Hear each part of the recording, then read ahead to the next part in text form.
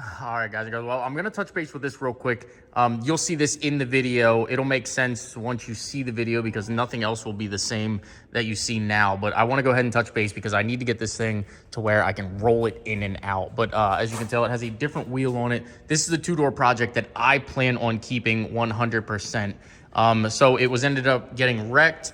And then somebody ended up, cutting the cats out of it. They cut the exhaust off of it. Just a bunch of things that went kind of south on this thing. The key was broken off in the ignition from the accident. I guess his knee hit the steering wheel, broke the key off. So they were going to put a new steering column in it. I have no idea, nor do I actually care because as you do know, I did have two parts Jeeps in here. So I have all the parts to put it back to where it will be feasible. As you can tell, there's two different steering columns right there, and I believe the steering column that I'm going to use is actually sitting over here.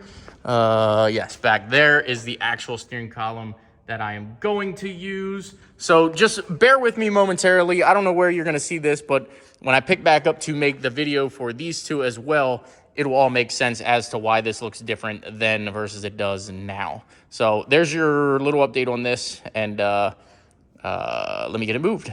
That's actually why I'm recording this, so I can actually get tires on it and move it. But this is what it looks like prior to me touching it. A complete mess. And I don't know why I buy what I buy.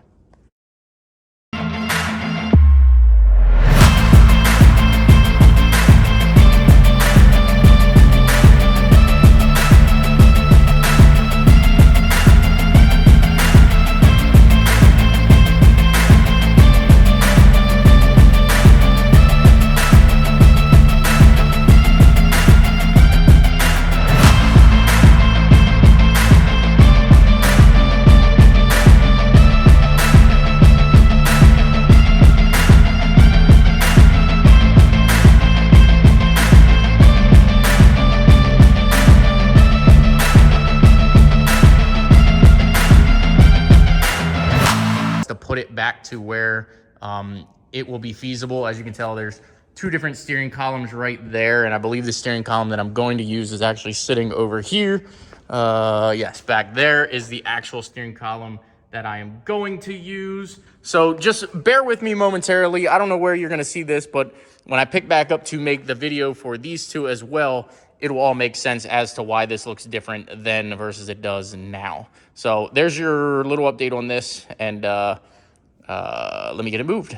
That's actually why I'm recording this, so I can actually get tires on it and move it. But this is what it looks like prior to me touching it. A complete mess. And I don't know why I buy what I buy.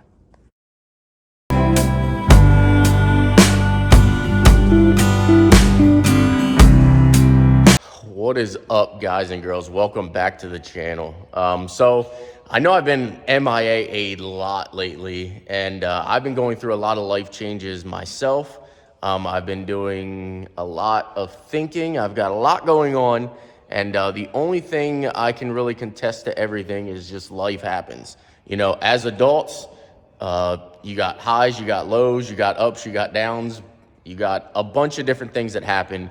And I think I've been pretty transparent for the most part on YouTube that you could see and understand basically a lot of my life. I put a lot more of my life out there than a lot of other YouTubers. I put a lot more failure out there than a lot more other YouTubers would do. And that's just me. I show the good, I show the bad, I show the ugly, and it doesn't matter to me what you guys think of it. We just roll with the punches and keep going. So I just want to say that we are going to get back into our regular YouTube uploads and everything. Dang, my little beard thing I'm going to shave off, actually. I just haven't had time to. But I don't even know why I just did that. You guys have never seen me groom myself on YouTube. But a lot of things are going to change. I do want to get back into some regular updates, regular uploads and things like that. I've just been extremely, extremely busy. As you can tell, we've got Bobby RF Racing's Colorado up here. I'm actually going right now to pick up a part for it and come back, and we'll get this thing tossed on the lift. And I'll kind of do some talking while I work on this one so that you guys can have a better understanding of everything. Again, if you guys don't know Bobby RF Racing, definitely check him out. Dang, look how dirty my hands have been. That's how it goes to show, guys. I've been putting in the work, putting in the hours, and I just rebuilt my lift that was leaking. No longer leaks. This is actually just water or coolant from this, but it was leaking pretty bad, so I ended up rebuilding the seal by myself. I could have made a video about it, but again, I've just been working, guys. I've been getting a lot of things done, a lot of things accomplished, and I hope you guys understand. But we are coming back to regular uploads. I promise you that. Without further ado, let's go get in the Denali, which has a new exhaust that I'll probably put out tomorrow for tomorrow's video, or we'll just say this week. This week, I'll catch up on a lot of the videos that I have made already and get them out there to you. But let me jump in the truck here and go get the parts for Bobby's truck, and we'll get this thing done and a lot better shape than what it came in at.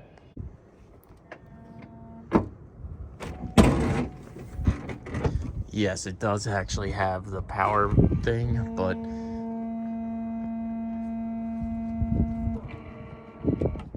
as you can hear, mine doesn't work. So this is the old drive shaft here. It is aluminum, which saves weight and everything. However, Bobby does intend to off-road this. So he now has a steel shaft that he is able to toss under here, and it's actually more narrow.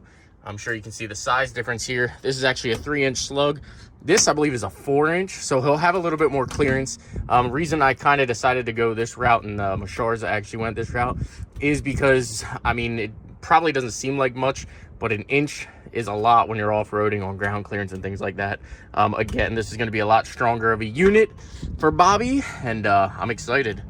Let's get his truck moved over and on the lift, and he should actually be here momentarily. Also, don't mind the back of the Denali. I am going to get this detailed. I've just been using it as a work truck, and that's why I want to get the F450 back up and running. I know a bunch of you guys are excited about that truck. It will be back soon. Trust and believe that. Because I'm kind of tired of using my Denali as a work truck. Oh, unbelievable.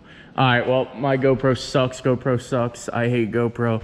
But, yeah, so we've got the drive shafts over here. As you can tell, huge difference in build quality and everything. This is going to take a lot more abuse. It's going to be a lot more rugged and durable off-road. And it's the same guy that has made the drive shafts in my off-road trucks, like the lifted Civic, which I never had any issues with that drive shaft.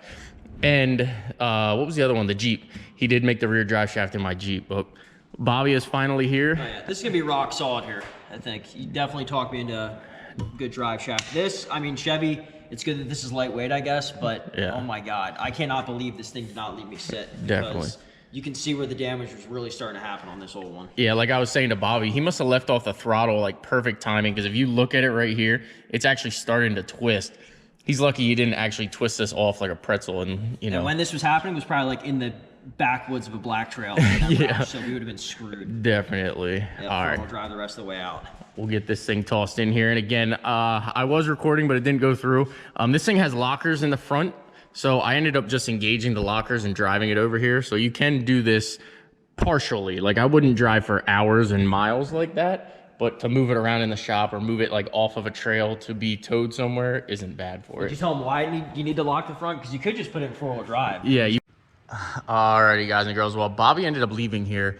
We dug pretty deep into this thing, and I did find a bunch more damage with this than what I originally thought and what he thought.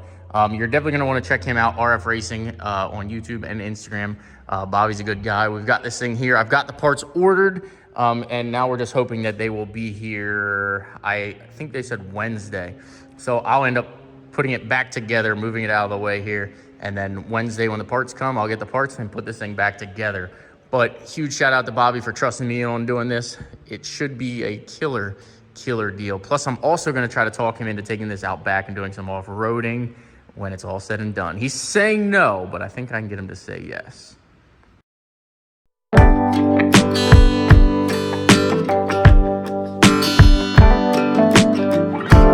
1 mile an hour. The left front.